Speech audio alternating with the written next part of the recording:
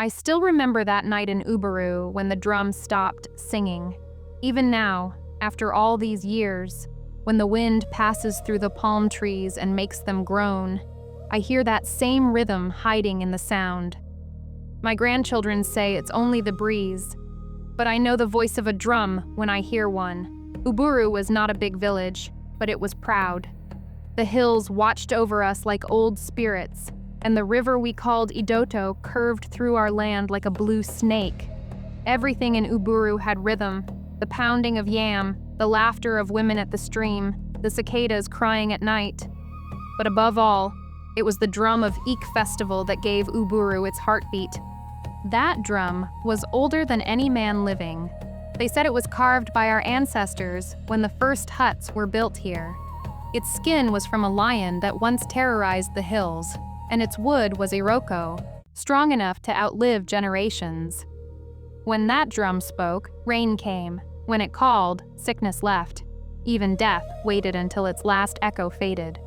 The keeper of the drum was called the Ikoro-man, and that title passed from father to son. But when old Ikoro-man Obi died, his only son, Kene, took over. Ah, Kene. I can still see his face. Young, proud, with hands that moved like water when he drummed. He had something in him that could make even strangers stop and listen. But he was different from his father. Obi was humble, always poured palm wine for the ancestors before touching the drum. Kene, he believed the drum spoke to him alone. He said it whispered his name at night. Some of us laughed when he said it. Others, like me, just kept quiet. Because in Uburu, you do not joke with the spirits that live in sound. That year, the rains delayed, the yam fields cracked, and the elders said the gods were hungry. The festival had to happen early, or else the drought would turn our soil into dust. So they sent for Kene to prepare the sacred drum. I was among those who helped clear the square that day. I remember the smell of roasted groundnuts, the chatter of women plaiting hair, the young boys trying to carve their first masks. The air was warm, heavy with dust. When sunset came, the sky burned orange, and everyone gathered around the open space where Kene stood before the sacred drum. He lifted his hands, the same hands that once healed a sick child just by beating that drum, and for a while, he didn't move. The silence was thick, waiting. Then he struck the first beat. Gboom, gboom, gboom. The sound went deep, like the earth itself was answering. The people shouted in joy. Children danced. Elders lifted their walking sticks, and the young girls spun with calabashes in their hands. The drum sang louder, faster, wilder. And then, suddenly, it stopped. No one understood. Kene's hands froze mid-air. He looked at the drum, confused, struck it again. Nothing. It was like the spirit inside had walked away. That night, the elders poured libation and prayed, but the drum stayed silent. The next morning, Kene locked himself in the shrine and refused food. For 3 days, smoke came from the hut, and strange humming was heard at night. Some said he was talking to the drum. Others said he was fighting with it. On the 4th day, I saw him by the river. His eyes were red, like someone who hadn't slept. He said to me, "Pa Nwoke, the drum is angry. It says the land has forgotten the old ways." I asked him what he meant, but he only smiled and walked into the forest with a calabash. That was the last time I saw Kene alive. 3 nights later, when the moon was thin like a sickle, we heard it, the drum. But it wasn't coming from the square, it was coming from the forest. At first, we thought it was a dream. The sound was faint, but real. Gboom, gboom, gboom. Slow, steady, like a heartbeat under the ground. Dogs began to bark.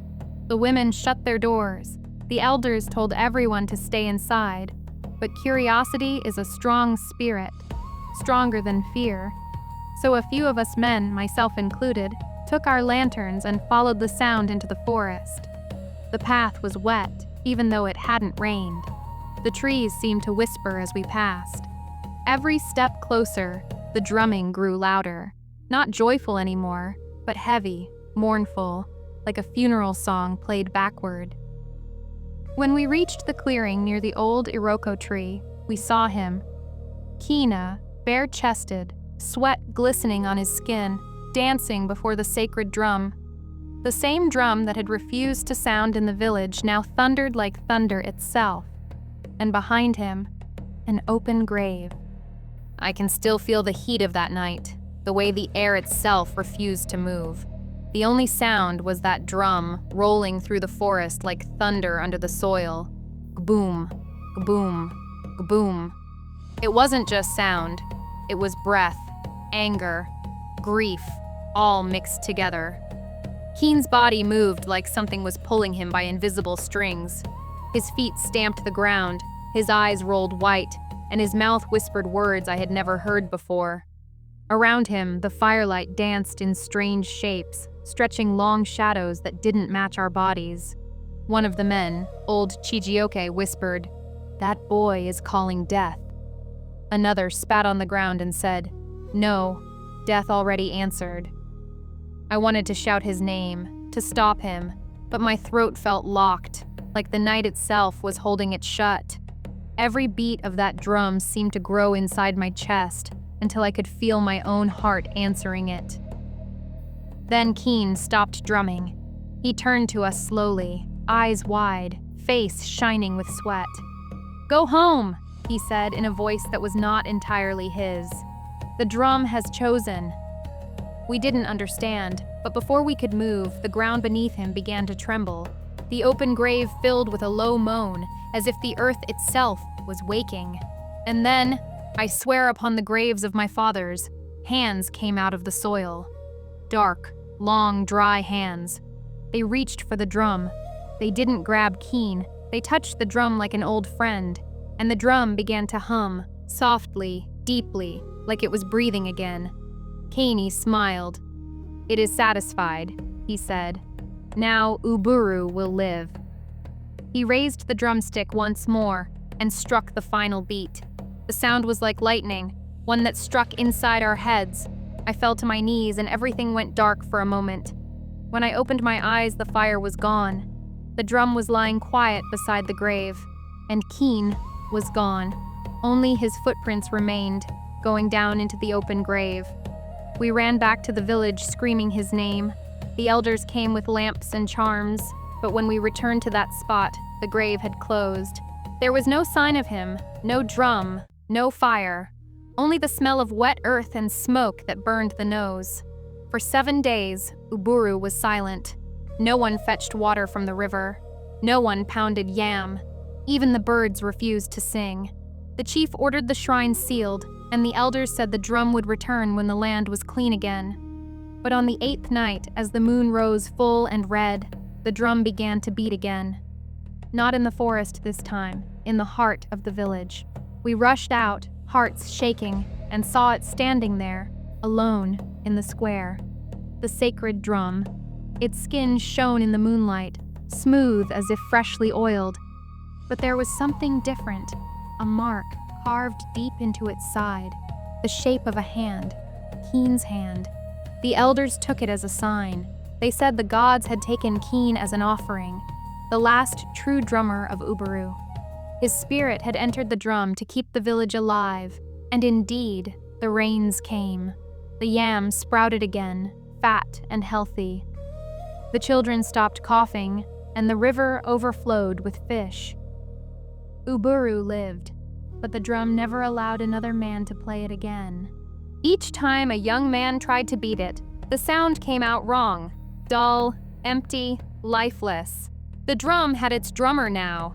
It would never share him. Years passed. I grew old, my beard white as ash.